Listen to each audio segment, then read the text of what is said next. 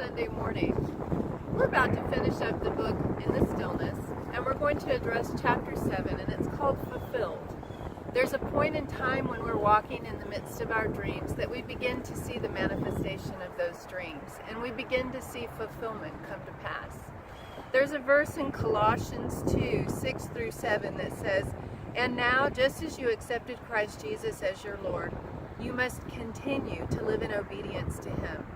Let your roots grow down into Him and draw up nourishment from Him, so you'll grow in faith, strong and vigorous in the truth that you were taught." You know, I think about David and I think about Joseph and the lives that they lived and the promise that they had from God about how they would eventually walk in the fulfillment of the dreams that God had planted in their hearts.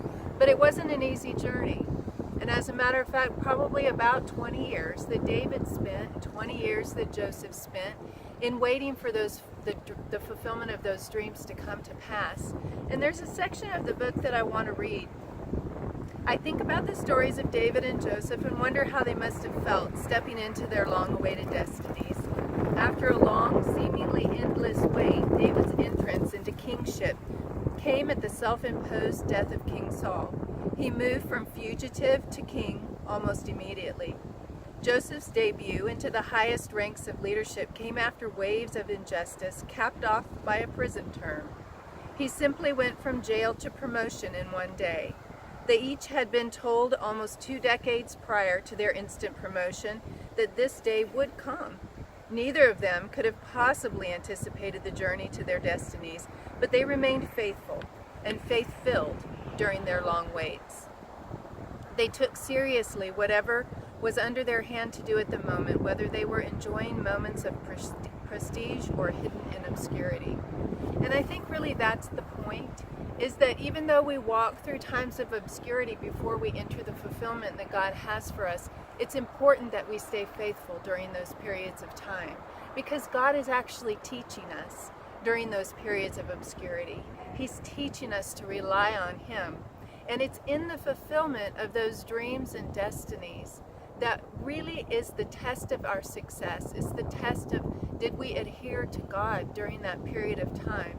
Because when success comes, our hearts will show whether our dependence is on Him or whether our dependence is on power, fame, money, prestige. And as a matter of fact, Andy Stanley addressed that issue in his book, Visioneering. And this is one of the books that I read very early on in my own dreaming process. And there's just a little quote I want to read out of this to you very quickly. "Rare is the visionary who is able to maintain a spirit of dependency and humility in the face of public success." So God works overtime to ground, strengthen, stretch, and mature our faith in the initial stages of the visioneering process. Our ability to go the distance depends on it. So no matter what disappointments you have walked through or are walking through, no matter the crushed expectations, remember that God has a process in mind for you.